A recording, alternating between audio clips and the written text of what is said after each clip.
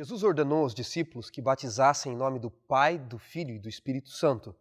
Mateus capítulo 28, verso 19. No entanto, quando nós vamos ao livro de Atos dos Apóstolos, não encontramos nenhum texto onde os discípulos apareçam cumprindo esta ordem de Jesus.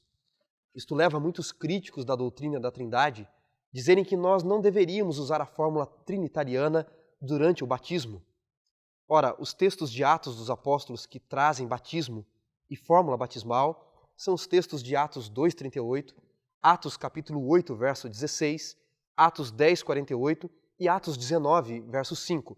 São esses 4 textos apenas. Quando nós olhamos esses textos com mais cuidado, nós percebemos que existem nesses textos 2 fórmulas batismais diferentes. Vamos olhar esses textos bem de perto. Atos capítulo 2, verso 38 diz assim: Respondeu-lhes Pedro: Arrependei-vos, e cada um de vós seja batizado em nome de Jesus Cristo, para a remissão dos vossos pecados. Essa é a primeira fórmula batismal que encontramos no livro de Atos. Ela se repete em Atos capítulo 10, no verso 48, onde lemos: ordenou que fossem batizados em nome de Jesus Cristo. A segunda fórmula aparece pela primeira vez em Atos capítulo 8, nos versos 15 e 16, os quais, descendo para lá, oraram por eles para que recebessem o Espírito, porquanto não havia ainda descido sobre nenhum deles, mas somente haviam sido batizados em nome do Senhor Jesus. Essa é a segunda fórmula batismal, batizar em nome do Senhor Jesus, que se repete em Atos no capítulo 19, no verso 5. E eles, tendo ouvido isso, foram batizados em nome do Senhor Jesus. Afinal, qual a maneira correta de se batizar segundo o livro de Atos? Em nome de Jesus Cristo ou em nome do Senhor Jesus? O que muitos críticos não querem entender é que no livro de Atos esses textos podem estar aludindo não a uma fórmula batismal estrita, mas à condição que uma pessoa deveria estar ou crer para ser batizada, crer em Jesus como Senhor.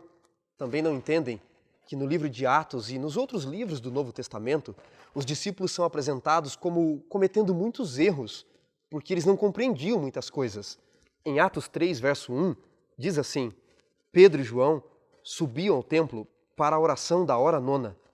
O que Pedro e João foram fazer no templo na oração da hora nona quando curaram aquele homem coxo junto à porta do templo chamado Formosa? A hora nona era a hora da morte do Cordeiro. Pedro e João, mesmo depois da morte e ressurreição de Jesus, ainda pensavam que para serem salvos precisavam matar o cordeirinho.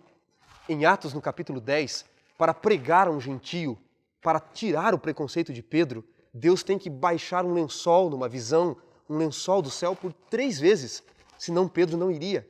Em Atos capítulo 15, eles reúnem um concílio para discutir se os gentios precisavam ser circuncidados para serem salvos. E em Gálatas, no capítulo 2, no verso 11, quase 30 anos depois da ressurreição e ascensão de Cristo ao céu, Paulo tem que repreender Pedro, porque ele era preconceituoso e fazia acepção de pessoas. Por que os discípulos faziam isso? Nós precisamos entender que no livro de Atos, os discípulos ainda estão aprendendo. Precisamos entender que a verdade é como a luz do sol, que vai brilhando mais e mais até que se torne dia claro. Em João, no capítulo 16, no verso 12, Jesus deu um princípio interessante a respeito da verdade. Lá está escrito assim: tenho muito que vos dizer, mas não podeis suportar agora. Ou seja, aquilo que Deus tem para nos ensinar é progressivo e às vezes ele segura porque nós não podemos suportar. Mas em João, no capítulo 12, no verso 16, há um segundo princípio a respeito da verdade. Lá diz que os discípulos a princípio não entenderam o que Jesus dissera, mas depois que ele ressuscitou e foi glorificado, compreenderam tudo o que ele tinha falado. Veja, não só aquilo que Deus tem a nos passar é progressivo, como aquilo que ele já nos ensinou, o nosso conhecimento a respeito disso também é progressivo. Assim ocorreu com os discípulos. Eles ainda estavam aprendendo muitas coisas.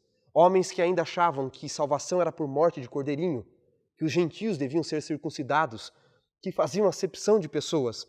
Você espera que eles compreendessem tudo a respeito do Espírito Santo, de fórmula batismal, de batismo e de trindade? Não, mas eles estavam em busca do conhecimento e aprenderam.